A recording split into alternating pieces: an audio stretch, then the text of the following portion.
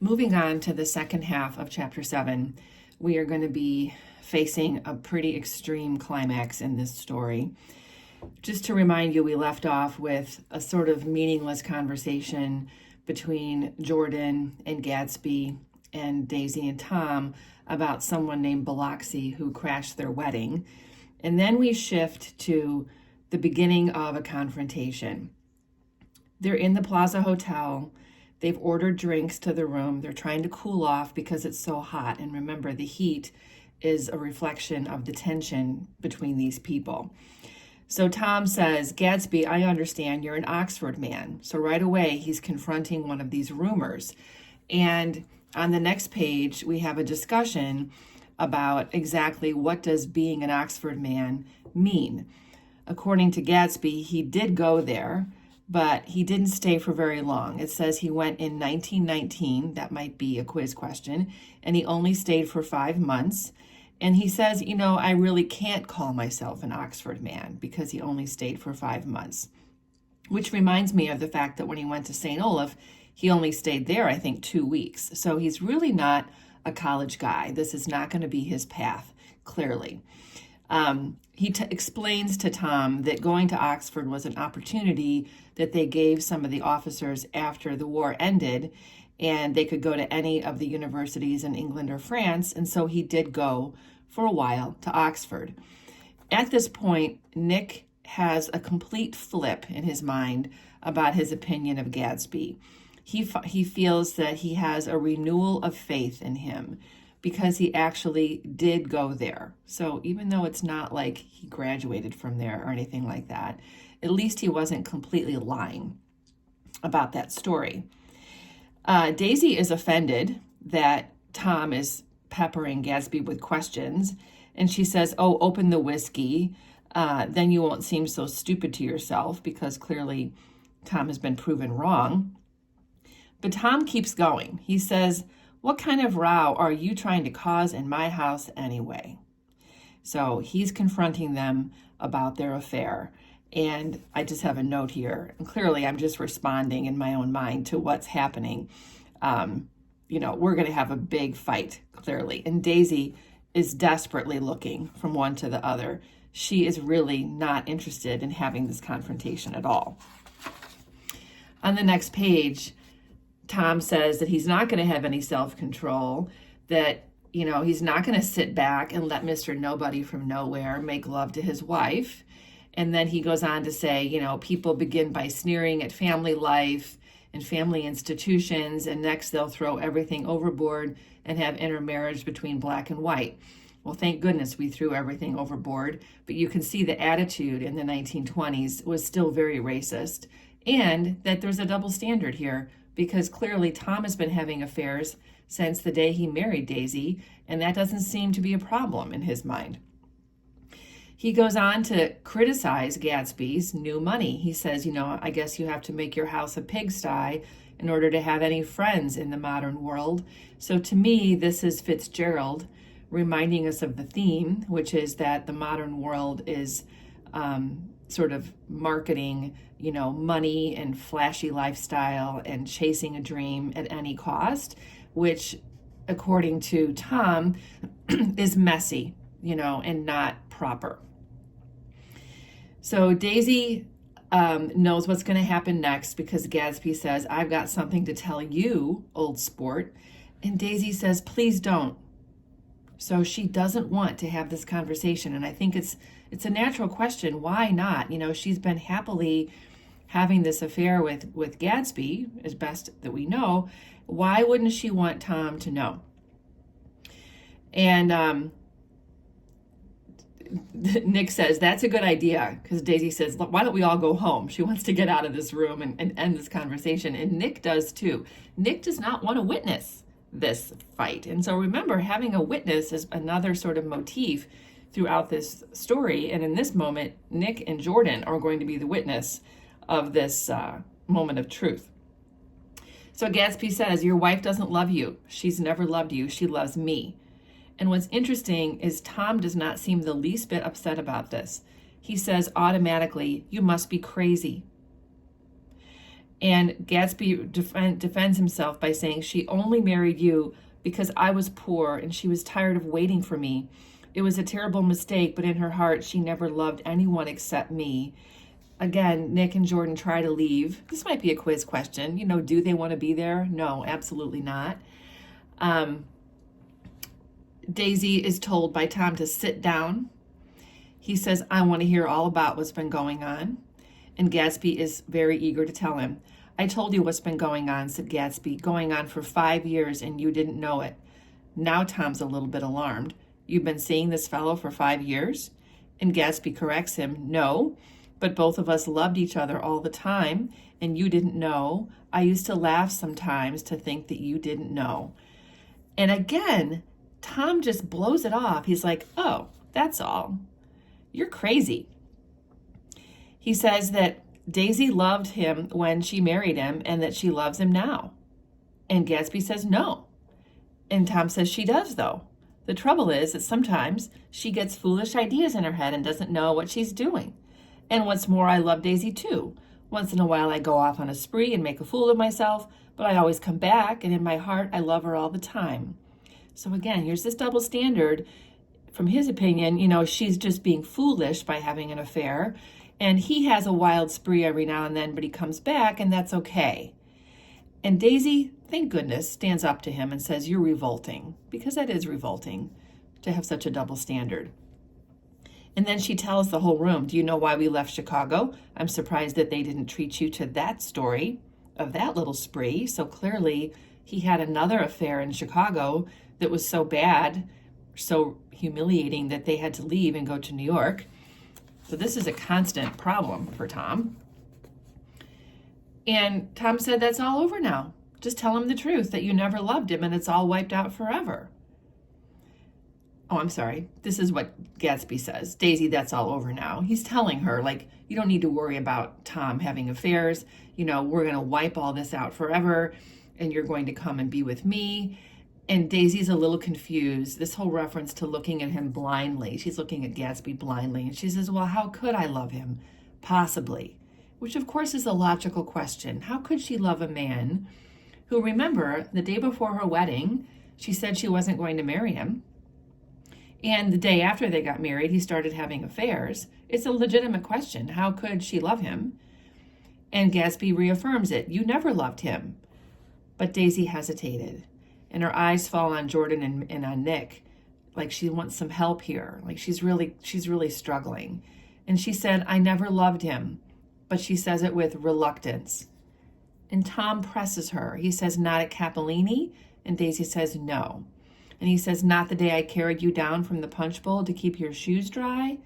And there was a tenderness in his voice. And he says, Daisy? And it just breaks her. She says, please don't. And then she says to Gatsby, there, Jay. She said it. She said what he wanted her to say. But her fingers are trembling as she lights a cigarette. And she's struggling. And then she yells, oh, you want too much, she tells Gatsby. I love you now. Isn't that enough? I can't help what's past. I did love him once, but I loved you too. So this news is not at all what Gatsby expected to hear. You love me too? He repeated. So these are oftentimes quotes that show up on quote tests and things like that. And I think this is an important moment because it's the beginning of his dream dying, fading away from him. Because remember, he said, you can't repeat the past. Nick told that to Gatsby, and Gatsby disagreed and said, well, of course you can repeat the past. But in this moment, we're seeing that Gatsby cannot repeat the past, that things have happened in the 5 years that cannot be undone. And the words seem to bite physically into Gatsby when Tom tells him that there are things between Daisy and me that you'll never know, and things that neither of us can ever forget. And that's the last 5 years. And there's no way that can be erased. And then Daisy, Gatsby says that he wants to take Daisy away and be with him by herself because she's all confused. And Daisy stands up for herself again and says, even alone, I can't say I never loved Tom. It wouldn't be true. And then she turns to her husband. So again, the 1920s, women pretty much felt that they needed to be married to have any kind of like legitimate position in society, in any security. And women are just beginning to break away from that assumption, like Jordan and like Catherine. But Daisy's not there yet, for sure. She definitely needs to be in a marriage in order to maintain the lifestyle she's accustomed to. And she gives Tom a dig, as if it mattered to you. And Tom says, it does matter. I'm going to take better care of you from now on. And then Gatsby says, you don't understand. You're not going to take care of her anymore. And that Daisy is leaving Tom. And Tom, again, very confidently, nonsense. And Daisy says, I am, though. She says this with visible effort. So she's trying her very best to step out of her marriage and perhaps be with somebody who would love her more. But there is this pull because old money stays together, and that's what Tom represents. So from this, we shift over into an even more heated confrontation where Tom tells the entire room that Gatsby is a mobster. He says that Daisy is not going to go live with a common swindler who'd have to steal the ring to put on her finger. He goes on to say that you're with the bunch that hangs around Meyer Wolfsheim. He says that he looked into the drugstores and discovered that he and Wolfsheim bought up a lot of side street drugstores in New York and Chicago and sold grain alcohol over the counter, which is the most common way that alcohol was distributed during the Prohibition. So he is a bootlegger, which is what Tom always suspected. Then he goes on to say that he learned about this from a friend. Apparently one of Tom's friend actually got in with a deal with Gatsby. And Tom says, you left Walter Chase, who was Tom's friend, who got into some sort of, deal with Gatsby. He said, you left him out in the lurch. And Gatsby says, well, he came to us dead broke. And, he was very glad to pick up the money. So there's definitely like someone knows Gatsby who also knows Tom, which is probably Tom's source. And then Tom says Walter could have you up on the betting laws too, but Wolfsheim scared him into shutting his mouth. So all of this is being heard by Daisy, and you can imagine how she must be feeling. Again, there's this line we've seen 2 or 3 times now. There's that unfamiliar yet recognizable look was back again in Gatsby's face. This reminds me of when the women said, sometimes when you look at him, you think he killed a man. And then Tom goes on to say, you've got something on now that Walter's afraid to tell me about. And sure enough, Daisy is staring terrified at Gatsby and Tom and at Jordan, and they're all very much uncomfortable. And then Gatsby does actually look like he killed a man. So he's been completely outed here in front of Daisy. And he's trying to talk excitedly to Daisy to deny everything. But clearly at this point, the dead dream is fighting on as the afternoon slipped away, trying to touch what was no longer tangible, struggling unhappily, undespairingly toward that low voice across the room. The voice begged again to go, please, Tom, I can't stand this anymore. So she is not going to marry him. There is no chance that she's going to marry him. And her frightened eyes told that whatever intentions, whatever courage she had were definitely gone. So there is no way that Gatsby is going to get her. And I just put here, hashtag winning. Tom is very confident now. He has won back his wife. And he says with incredible confidence that that Gatsby and Daisy can drive back to Long Island together. He says, go on, he won't annoy you. I think he realizes that his presumptuous little flirtation is over. And then all of a sudden, as they're kind of packing up to leave, Nick says, I just remembered that today is my birthday. I was 30. This is often a quiz question. That the day of this, confrontation, the climax of the novel is Nick's 30th birthday. And they get in the car. So we have Tom and Nick and Jordan in Tom's own car, the blue one.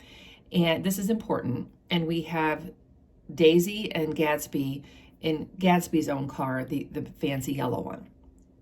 And they're all heading back to New York. To Long Island. And Gatsby and Daisy leave first.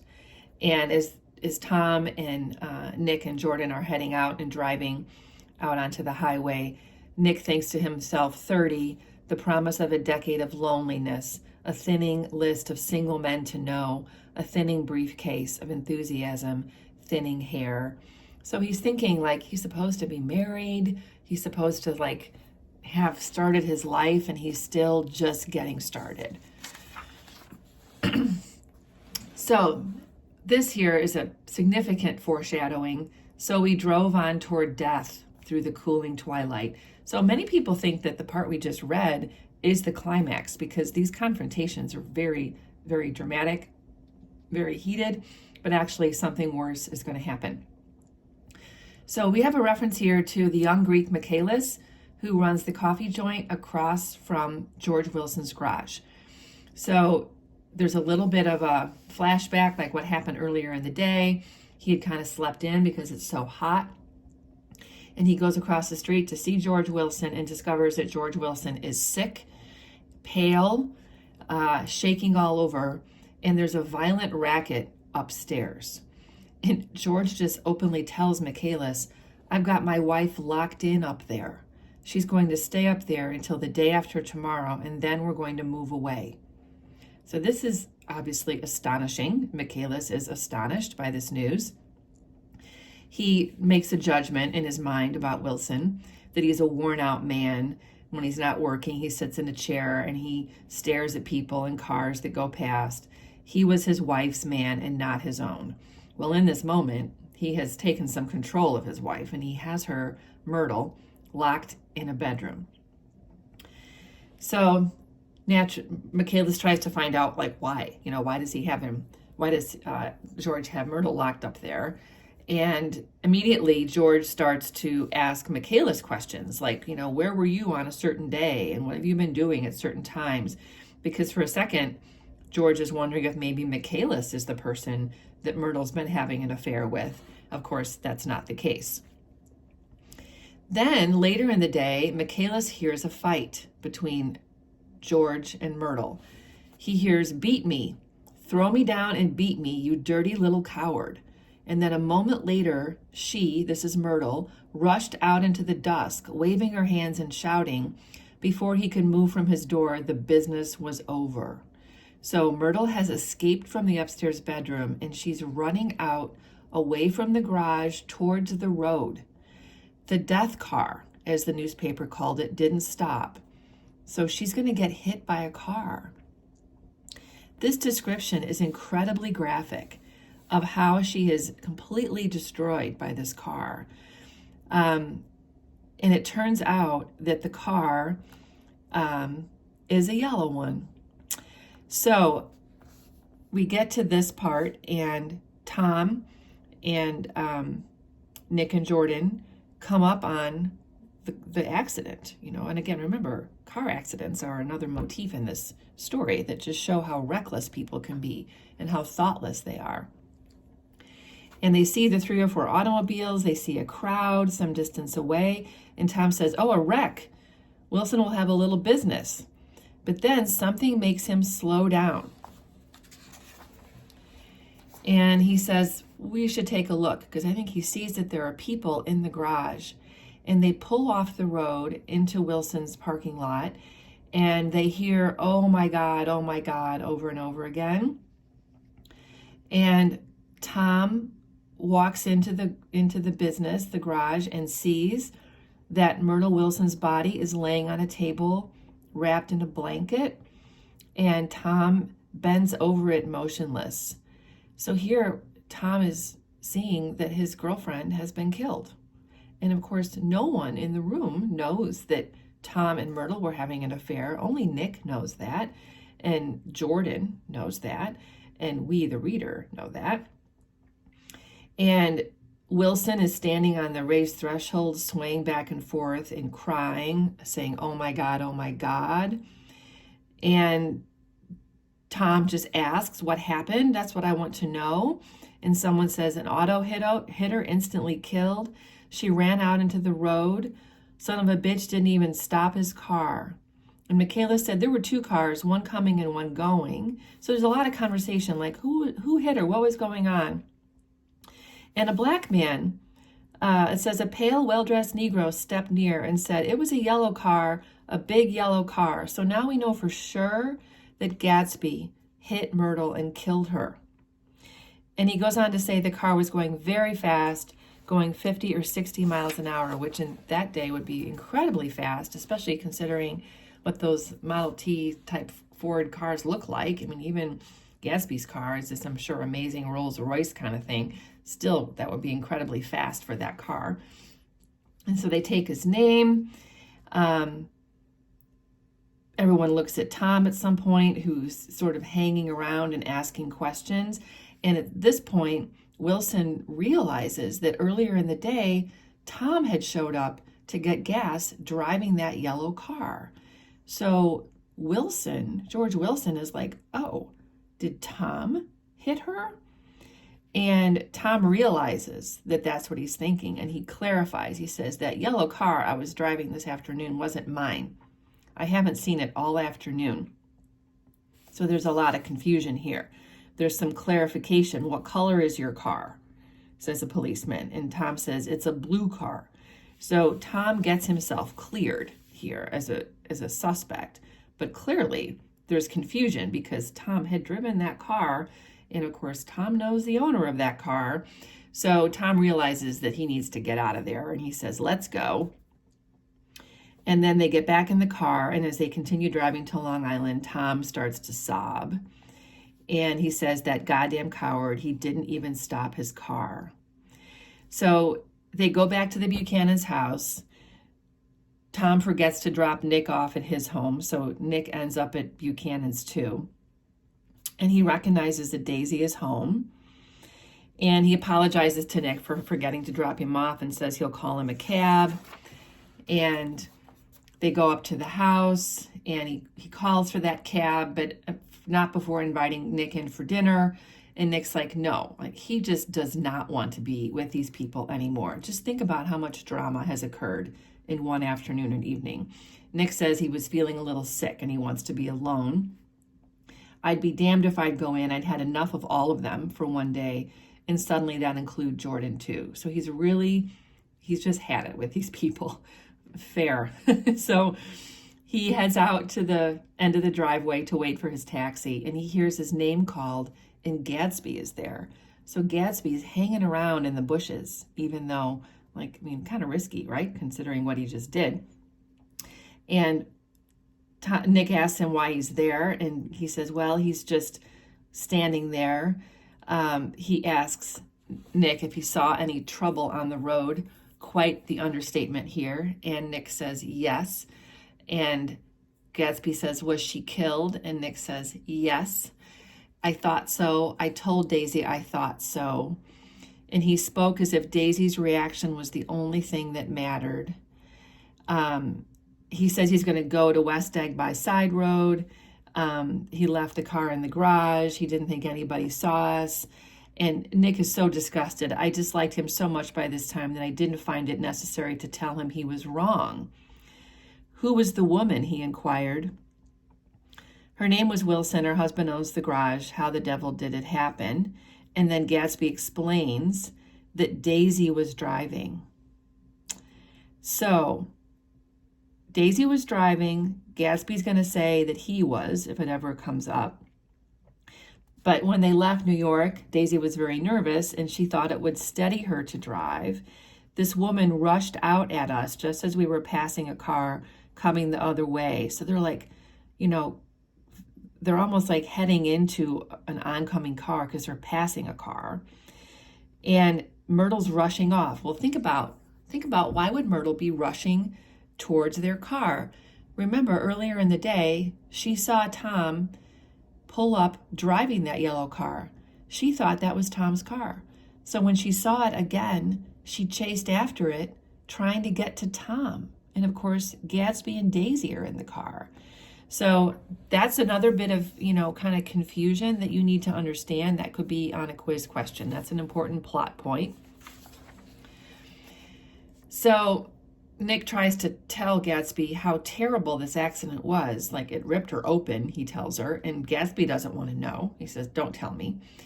He said, Daisy stepped on it. I tried to make her stop, but she couldn't. So I pulled on the emergency brake, and then she fell over into my lap, and I drove on. So somehow, I mean, did he drive from the passenger side? It sounds very reckless.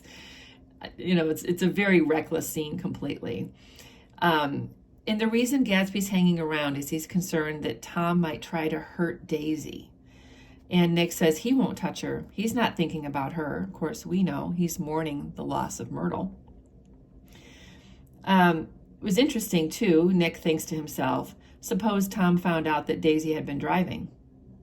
Wouldn't that just be such a coincidence that Daisy literally killed his mistress?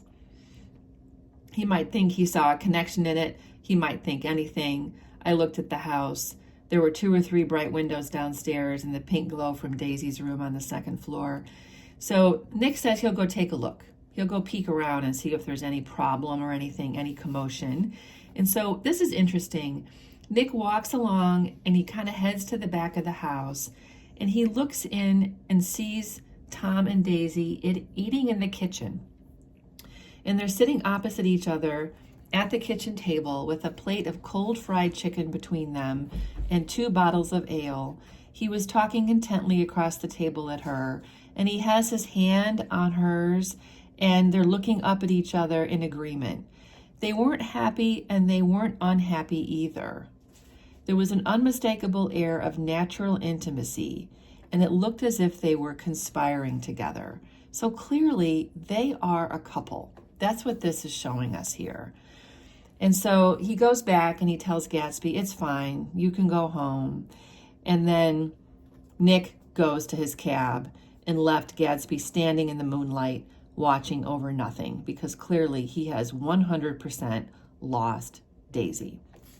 I drew for you here a picture of the plot diagram. I mentioned this earlier. This is what all novels are written in this structure. We have exposition in the beginning, which is when you're sort of getting the scene and the situation. Then conflict is introduced, and you have rising action, which has been occurring throughout all these chapters, but it really gets intense here. And the climax is the most intense moment of rising action. It is like the peak stress. And right after that, we are going to be heading into falling action and a resolution. And things do really go quite quickly into a resolution in these last 2 chapters.